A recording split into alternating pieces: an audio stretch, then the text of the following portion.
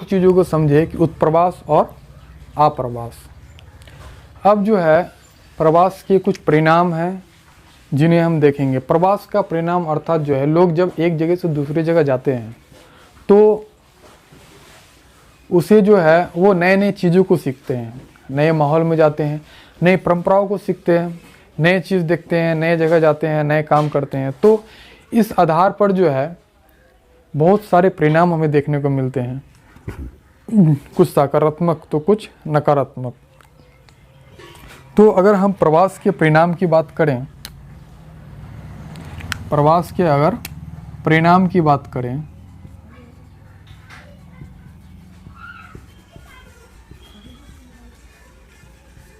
प्रवास की परिणाम की अगर बात करें तो आर्थिक परिणाम आ सकता है, आर्थिक परिणाम, सामाजिक परिणाम ले सकते हैं,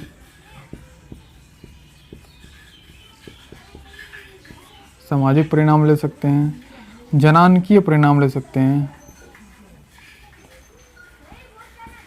जनानकीय परिणाम ले सकते हैं, और इसमें जो है अन्य परिणाम भी ले सकते हैं। अन्य परिणाम यानी कि स्त्रियों पर प्रभाव, स्त्रियों पर प्रभाव, ये मुख्य मुख्य परिणाम है जिसे हम जो है देख सकते हैं। तो आर्थिक परिणाम अर्थात जब कोई कहीं लोग जो है रह रहे हैं और उसे आर्थिक समस्या आती है तो नए जगह की तलाश में चले जाते हैं। इसमें एक चीज़ को और भी ले सकते हैं, पर्यावरणीय परिणाम, पर्यावरणीय परिणाम। तो जब लोग एक जगह में रह रहे हैं और वहाँ उसे समस्या हो रही है खाने पीने में या फिर रोजगार से संबंधित, यानी कि आर्थिक समस्याएं कहाँ कर जितनी भी उनके साथ समस्या आ रही है, तो इन समस्याओं की वजह से वो नए जगह तलाशने में मजबूर हो जाते हैं। तो ये एक परिणाम है कि वो नए जगह जा रहे हैं प्रवासियों के रूप में, यानी कि आर्थिक वजह से। और दूसरा है कि सामाजिक परिणाम।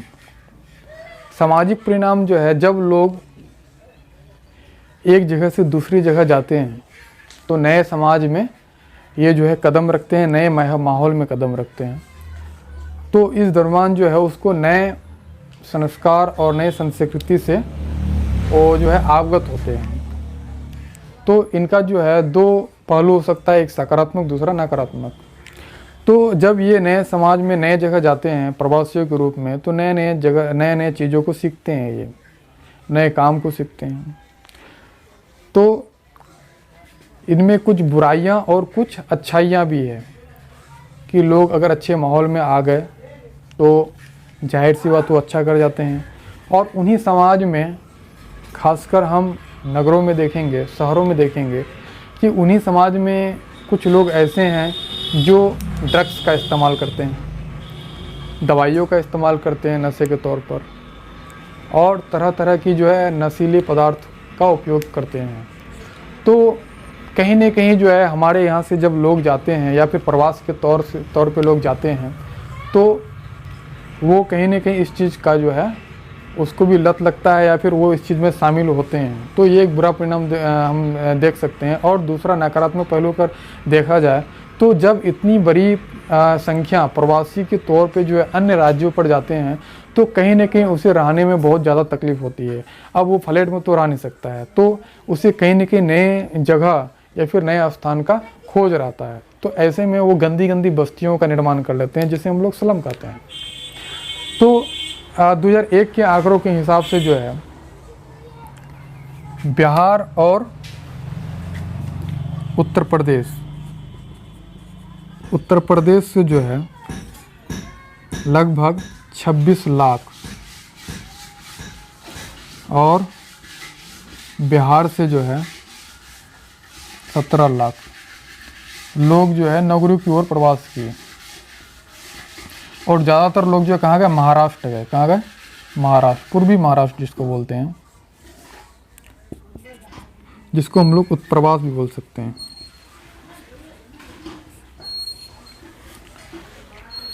तो इतनी बड़ी संख्या जब अन्य राज्यों में जाएगी तो कहीं न कहीं जो है हमें बुरा परिणाम देखने को मिलेगा।